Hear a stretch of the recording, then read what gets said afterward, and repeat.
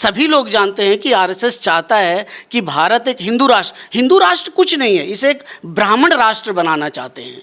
हिंदू राष्ट्र कहाँ बनेगा? ये भारतीय संविधान है जिसने 70 सालों के अंदर अगर एक दलित को ऊपर उठने का मौका दिया है तो एक ब्राह्मण को भी भिक्षा से लेकर के आज वह इस देश के चोटी पर पहुंचे हुए हैं। नहीं तो ब्राह्मण का व्यवसाय क्या था? खुद ब्राह्मण लोग कहते हैं हमारा काम भिक्षा मांगना था, लेकिन आज वो शासन कर रहे हैं। तो जिस देश के अंदर आज भी फिल्मों में संविधान के ऊपर हाथ रख के कसम नहीं खिलाई जाती, किसी धार्मिक ग्रंथ पे रख के कसम खिलाई जाती हो, उस देश के कितने लोग संविधान को जानते हैं?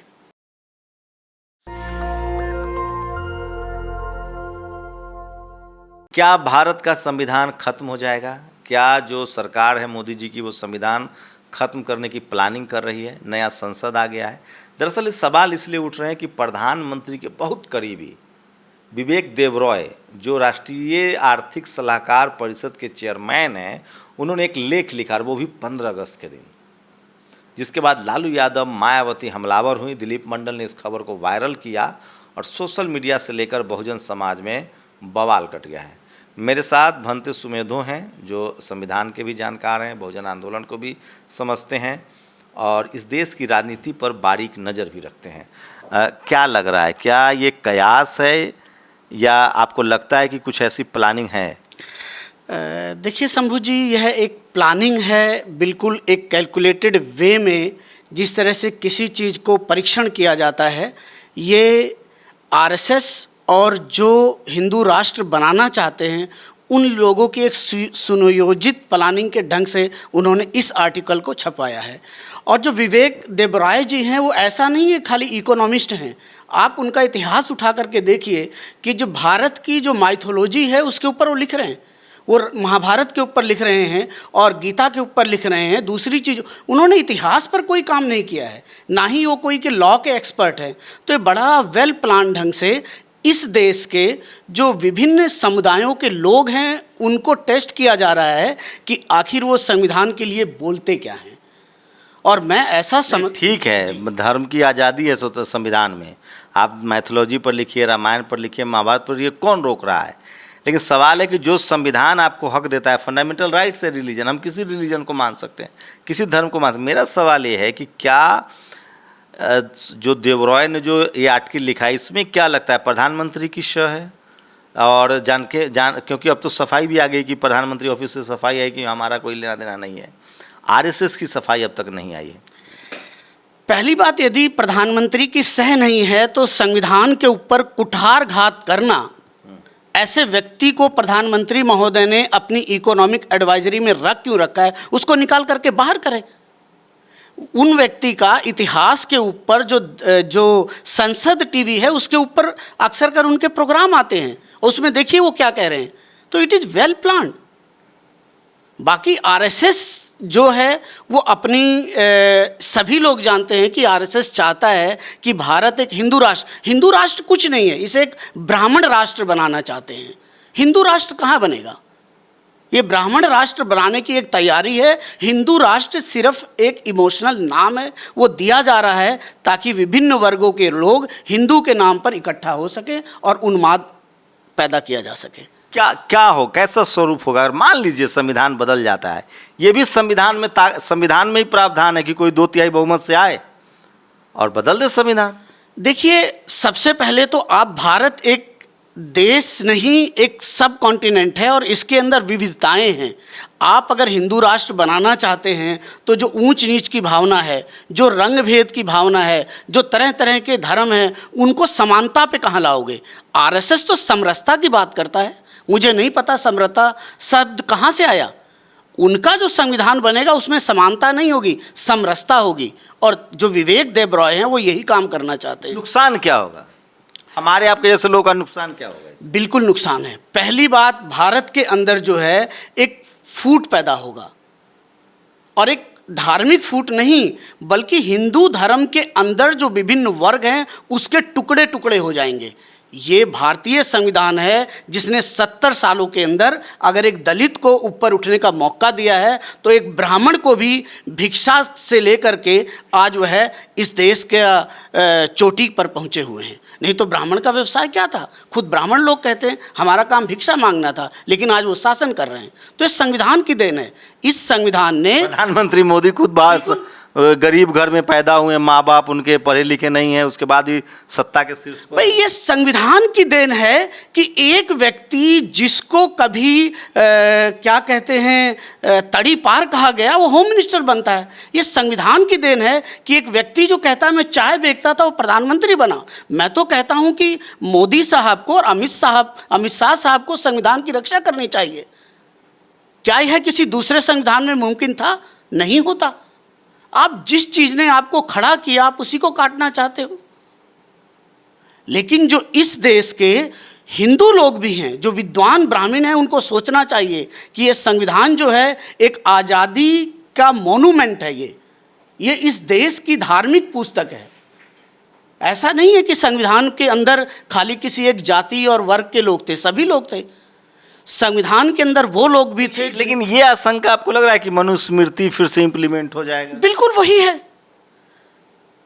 इसमें लग क्या रहा है? हो रहा है। आज इस देश के अंदर जो आदिवासियों के सर के ऊपर मूता जा रहा है, आज इस देश के अंदर जो दलितों को चप्पल चटाई जा रही है, अभी इसी आज़ादी के महोत्सव पर मध्य प्रदेश के अंदर एक सरपंच को झंडा नहीं फहराने दिया गया। उसको कहा गया भाई तू चमार है। लेकिन कानून है ना, कार्रवाई होगी ना। ये कहिए कि diversity, ISP, DM, collector, CM लोग बनेंगे, हाई कोर्ट सुप्रीम कोर्ट में जज आएंगे, सजा होगी ऐसे लोगों को। ऐसे लोगों के पक्ष में तो कोई खड़ा नहीं हो रहा है ना बंते जी।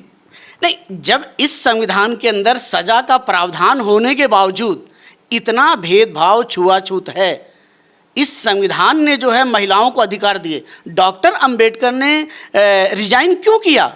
क्योंकि वो महिलाओं को पैतृक अधिकार नहीं दिलाना चाहते थे।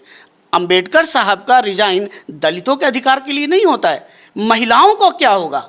आज भी इस देश की महिलाओं की स्थिति क्या है? हिंदू कोड बिल पर इस्तीफा। बिल्कुल, हिंदू कोड बिल पे अगर नया रिजर्वेशन, बिल्कुल, अगर नया संविधान आता है तो उसमें महिलाओं की स्थिति क्या होगी? अच्छा, ये जो आईपीसी में बदलाव, जो नया जो इंडियन पिनल कोड आ रहा है, ये भी नया बिल पेश हो गया। आप तो ये भी संसद में, राज्यसभा में पेश किया अमित शाह ने। इसको कैसे देखते हैं आप? देखिए, इसके ऊपर तो जो एक्सपर्ट लोग हैं वो अपना मत देंगे, लेकिन मैंने अभी इसकी स्टडी नहीं की है, इसलिए मैं कुछ नहीं कह सकता हूँ। लेकिन आपको आशंका है या कहीं से कोई इंडिकेशन दिख रहा है? नया संसद को भी लोग जोड़ के देख रहे हैं कि नया संसद, नया संविधान। तो क्या 2024 चुनाव से पहले ऐसी आशंका आपको लग रही है, चुनाव के बाद? कुछ लोग कह रहे हैं, स्टालिन ने कहा कि आखिरी चुनाव होगा। कुछ भी हो सकता है, क्योंकि जो लोग सत्ता के भूखे हैं वो सत्ता में काबिज रहने के लिए किसी भी स्थिति तक पहुंच सकते हैं। ये लोग सोचते हैं कि ये सदा के लिए आए हैं। तो ये धार्मिक नुकसान है या जातियों, जैसे भारत एक जाति प्रधान देश है, धर्म आप कोई भी उठा के देख लीजिए, खासकर उसमें जो जाति हर जगह है, तो जाति के आधार पर जो लोग श्रेष्ठ हैं, धर्म के भी वही लाभार्थी हैं, लगभग जगहों पर स्थिति है। ये राष्ट्र का नुकसान है, किसी धर्म का नुकसान नहीं है। एक देश की सनातन संस्कृति का नुकसान है। सनातन संस्कृति के नाम पर ये लोग ब्राह्मण संस्कृति लाना चाहते हैं। दिक्कत क्या है? आप ब्राह्मण समाज तो बहुत जागरूक समाज है, लिटरेट समाज है, वो तो देश के लिए कहता है, वो सबसे ज़्यादा राष्ट्रवादी होने का क्लेम करता है।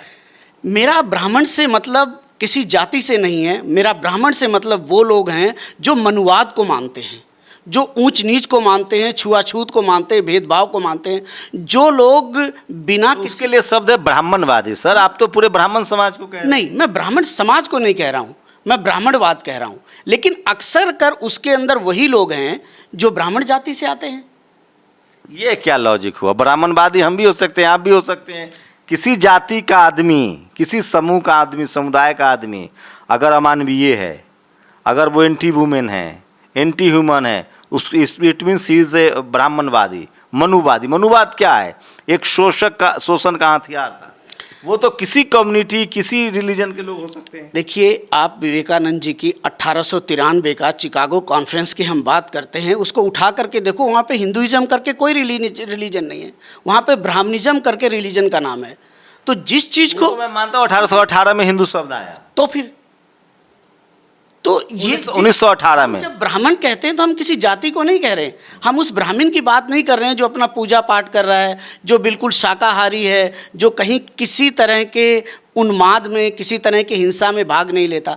हम उसकी बात कर रहे हैं जो मनुस्मृति थोपना चाहते हैं, हम उनकी बात कर रहे हैं जो भेदभाव करते हैं, हम उनकी बात कर रहे हैं जो किसी के सर पे मूत रहे हैं। हम लोग कह रहे हैं कि संविधान खत्म करना इतना आसान भी नहीं होगा, क्योंकि इस देश में 90% लोगों की आस्था है उसमें। इस देश के हार्डली 5% लोग जानते हैं कि संविधान क्या है। जिस देश के अंदर आज भी फिल्मों में संविधान के ऊपर हाथ रख के कसम नहीं खिलाई जाती, किसी धार्मिक ग्रंथ पे रख के कसम खिलाई जाती हो, उस देश के कितने लोग संविधान को जानते हैं? 95% लोग इस देश के संविधान को नहीं जानते, ना उनके घर में मिलेगा। ये दलित लोग हैं जिनके घर में संविधान भी मिलेगा, जिनके घर में मनुस्मृति भी मिलेगी। 99% हिंदुओं ने मनुस्मृति नहीं पढ़ी है। अगर वो मनुस्मृति पढ़ेंगे तो अपने आप संविधान के फेवर में आ जाएंगे, वो धार्मिक उन्माद नहीं करेंगे। अच्छे अच्छे ओहदों पर रहने वाले हिंदुओं ने भी मनुस्मृति नहीं पढ़ी है। मैं तो कहता हूँ कि मनुस्मृति को मुफ्त में बांटना चाहिए और सभी को देना चाहिए, ताकि सभी लोग पढ़ें कि मनुस्मृति है क्या। तब उन्हें भारतीय संविधान और समानता समझ में आएगी, विशेषकर महिलाओं को। तो ये थे भंते सुमेधु, और जिस तरह से संविधान बदलने को लेकर एक विवेक देवराय हैं, जो मामूली इंसान नहीं हैं, वो आर्थिक सलाहकार परिषद के चेयरमैन है, जो सीधे प्रधानमंत्री को रिपोर्ट करता है, और उनका एक लेख छपता है। उसके बाद उन्होंने माफ़ी भी मांग ली है, अपनी बात से मुकर भी गए हैं, प्रधानमंत्री ऑफिस ने भी किनारा कर लिया है। लेकिन लोग आशंका जता रहे कि कहीं ये टेस्टिंग तो नहीं है कि लोग इस पर रिएक्ट करते हैं या नहीं। आप लोग की क्या प्रतिक्रिया? वैसे लालू यादव, मायावती ने इस पर रिएक्ट किया है और मांग की है कि इनके खिलाफ कार्रवाई की जाए। दिलीप मंडल ने सबसे पहले इस खबर को उठाया था। इसलिए मैं कह रहा हूँ, जब तक मीडिया में डाइवर्सिटी नहीं होगी, इस तरह की खबरें आपके पास नहीं आ पाएंगी। अपनी प्रतिक्रिया जरूर दीजिए। कैमरा पर्सन आशीष के साथ शंभू कुमार सिंह, नेशनल दस्तक, दिल्ली। नेशनल दस्तक की आपसे गुजारिश है कि अगर इसको बचाना चाहते हैं तो नेशनल दस्तक को सब्सक्राइब करने के लिए रेड कलर के सब्सक्राइब बटन को दबाएं, फिर बेल आइकन की घंटी दबाएं। नेशनल दस्तक को बचाने के लिए बहुत जरूरी है कि हर खबर को शेयर करें, लाइक करें, कमेंट जरूर करें।